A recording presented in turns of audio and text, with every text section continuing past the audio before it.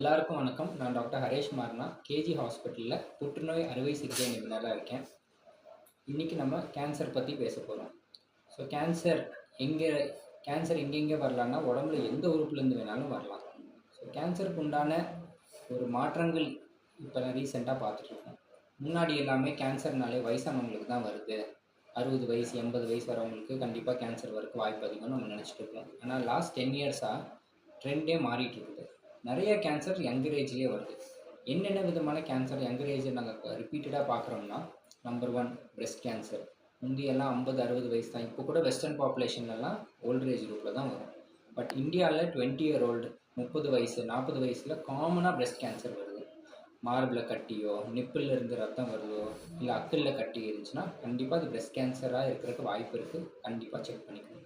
இது இல்லாம வேற என்ன கேன்சர் யங்கர் ஏஜ்ல வருதுன்னா, பிளட் கேன்சர், லிம்ஃபோமாஸ் அதாவது நிணநீர்லேருந்து வரக்கூடிய கேன்சர், குடல் கேன்சர், இந்த மாதிரி கேன்சர்ஸ் வந்து காமனாக நாங்கள் பார்த்துக்கிட்டே இருக்கோம். எப்படி இந்த அஹ், எப்படி இதெல்லாம் நம்ம டயக்னோஸ் பண்ணணும்னா, ஒவ்வொரு கேன்சருக்கு அதுக்குண்டான டெஸ்ட் இருக்குது. ஸோ உங்களுக்கு ஏதாச்சும் ஒரு பிரச்சனை, இப்போ மோஷனில் போகிறப்ப ப்ளீடிங் வருதோ, இல்லை மோஷன் போகிறப்ப ரொம்ப முக்கி முக்கி போகிற மாதிரி இருந்தாலும் வந்து எங்களை மீட் பண்ணலாம். என்ன ப்ராப்ளமாக இருக்குன்னு பார்த்துட்டு கேன்சரா இல்லையான்னு கூட நம்ம கண்டுபிடிச்சி அதுக்கேற்ற மாதிரி ட்ரீட்மெண்ட் கொடுத்துக்கலாம். யூஸ்வலாக யங்கர் ஏஜ் குரூப்பில் இருக்கவங்க இந்த மாதிரி சிம்டம்ஸை இக்னோர் பண்ணிவிட்டு அப்புறம் லேட் ஸ்டேஜில் வந்தால் நமக்கு ட்ரீட் பண்ணுறது கஷ்டம். அவங்க சர்வைவலும் அதுக்கேற்ற மாதிரி பாதிக்கப்படும். எப்போதும் நாங்கள் கேன்சரில் என்ன சொல்லுவோம், ஏர்லி டிடெக்ஷன் சேவ்ஸ் லைஃப்ஸ். நீங்கள் சீக்கிரமாக வந்துட்டீங்க, ஏர்லி ஸ்டேஜ் 1 ஸ்டேஜ் 2 இருந்துச்சுன்னா ஈஸியாக கியூர் பண்ணலாம். கடைசி ஸ்டேஜ் வந்தால் கொஞ்சம் கஷ்டம். அதனால நம்ம தான் நம்மளை அதுக்கேற்ற மாதிரி அவேராக எடுத்துக்கணும். இதை தவிர உங்களுக்கு எந்த இஷ்யூனாலும் கேஜி ஹாஸ்பிட்டல் வரலாம். தேங்க்யூ. முதல்லலாம் இந்த கேன்சர்ஸ் எப்படி இருந்துச்சு? இப்போ வந்துட்டு அதுக்குண்டான ட்ரீட்மெண்ட்ஸ் எல்லாம் என்ன அட்வான்ஸ்டா வந்திருக்கு?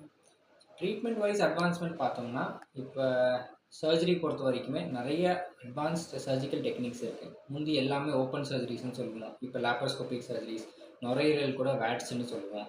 சின்ன ஹோல்ஸ், கீ ஹோல் சர்ஜரிஸ் இது எல்லாமே பண்ணலாம். இது இல்லாமல் சர்ஜரி அப்போ நம்ம ரொம்ப அக்ரெசிவ் சர்ஜரி இல்லாமல் இப்போ மார்பு புற்றுநோய்க்கும் அக்கிள்ல ஃபுல் நெறிக்கட்டி எடுக்காமல் சென்டினல் லிம்ஃப் நோட் பயாப்சிஸ் அந்த மாதிரி இருக்குது. சர்ஜரி பண்ணுறப்ப நிறைய அட்வான்ஸ்ட் இமேஜிங் டெக்னிக்ஸ் இருக்குது. ஐசிஜி டெக்னிக்ஸ் இந்த மாதிரி இருக்குது. ரோபோட்டிக் கேன்சர் சர்ஜரிஸ் இருக்குது. இது இல்லாமல் கீமோதெரப்பிலையும் பார்த்துட்டோம்னா, முந்தி வர மாதிரி கீமோதெரப்பிக்கு உண்டான சைடு எஃபெக்ட்ஸ் எல்லாம் இப்போ அவ்வளோ இருக்கிறது இல்லை. ஏன்னா இனோவேட்டிவ் மாலிகூல்ஸோட வருது.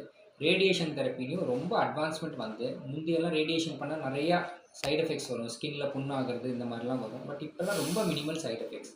இம்யூனோதெரப்பி, டார்கெட்டட் தெரப்பி இந்த மாதிரி ஏகப்பட்ட அட்வான்ஸ்மெண்ட்ஸ் லாஸ்ட் 10 to 15 இயர்ஸ் பார்க்கணும். இதனாலவே உங்களுடைய கேன்சருக்கு உண்டான சக்ஸஸ் ரேட்ஸும் அதிகமாகுது, சைடு எஃபெக்ட்ஸும் கம்மியாகுது. ஸோ இதனால நிறையா பேர் ஈஸியாக ட்ரீட்மெண்ட் முடிஞ்சு கியூர் ரேட்ஸுமே இன்க்ரீஸ் ஆகிருக்கு.